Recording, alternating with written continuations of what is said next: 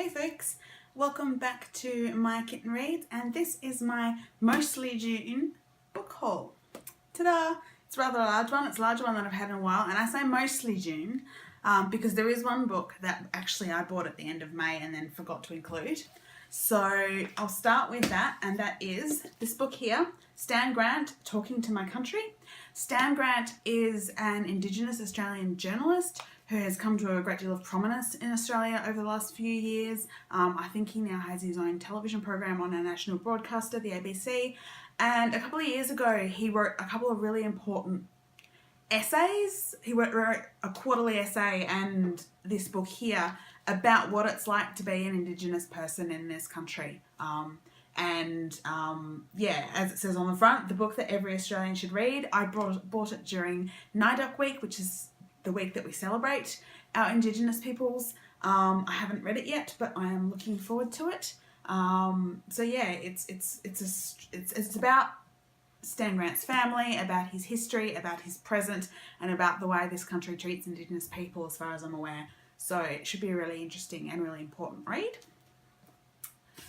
The next two books on the pile both came from my Owl Crate, so you'll have seen them before, and they are The Sandcastle Empire by Kayla Olsen and New World Rising by Jennifer Wilson. From what I know, these two are basically dystopias, YA dystopias, where there's various things that have happened and people have to try and survive.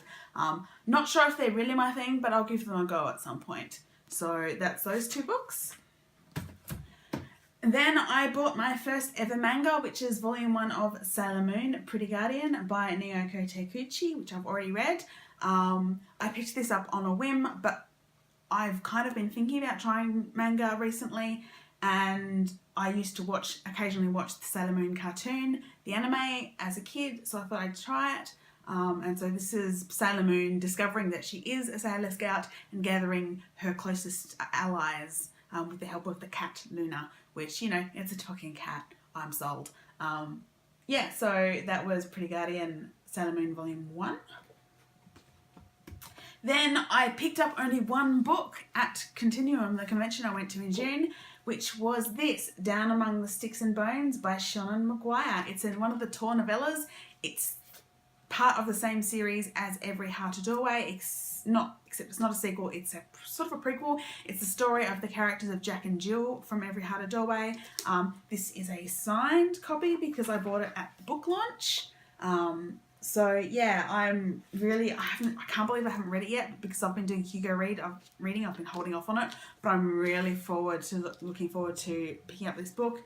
So it's the story of Jack and Jill and the world that they disappeared into as children. They're twins, they're female twins, but because their parents didn't know how to deal with twins, Jill was pushed into being a really girly girl, and Jack was being pushed into being a tomboy. And so that when they disappear to this world, Jill is pretty much a pretty princess, and Jack is a mad scientist's apprentice. So this is the adventures of that story in their underland, their fairyland of darkness.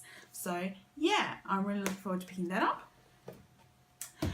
Then, although I only bought one book at the convention, immediately after the convention I went to Minotaur, which is a science fiction and fantasy bookshop and basically a geek wonder store in Melbourne, and I picked up a few more books. This one I probably shouldn't have picked up. This is the Hutt Gambit, book 2 of the Han Solo trilogy by A.C. Crispin. This is part of the Star Wars Legends.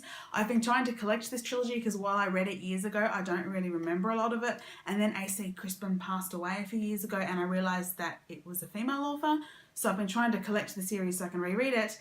As it turns out, I picked this up thinking this was the only one I needed, and I got home and I discovered that actually this is already sitting on my bookshelf. So I actually have the entire series, and now I have a second copy of the middle book. So that was a bit embarrassing. But yeah, so hopefully sometime soon I will pick up that series. It's the adventures of Han Solo before he meets the Leia and Luke and Obi-Wan, so before A New Hope.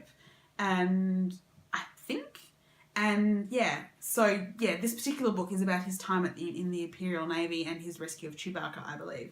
So yeah, I'm looking forward to picking that up. Another book that I picked up at Minotaur is this one, The Word for World is Forest by Ursula K. LeGuin. This won a Hugo Award. It's one of the SF Masterworks, and it's a little novella-sized one.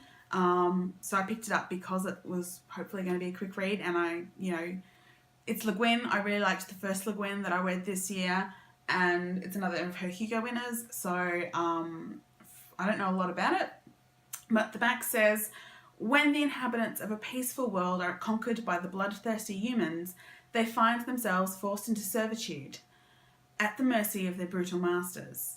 Eventually, desperation causes them to abandon their strictures against violence and rebel against their captors. But in doing so, they have endangered the very foundations of their society. For every blow against the invaders is a blow to the humanity of the Ashians. And once the killing starts, there is no turning back. So that sounds kind of interesting. Rebellion and science fiction, and the nature of humanity, which sounds kind of like, it sounds a lot like the Left Hand of Darkness and the kinds of things that LeGuin likes to explore in her science fiction. So yeah, I'm looking forward to picking that up, hopefully sometime soon. And the last book that I picked up at Minotaur is this, which is actually 2 books in one. This is the novels of James Tiptree Jr., Up the Walls of the World and Brightness Falls from the Air. I've read a lot of, not all of James Tiptree Jr.'s short fiction, but I've read a lot of it. I've read what's in the collection, Her Smoke Rose Up Forever, and I really like Tiptree Jr. I like her work. It's quite brutal, but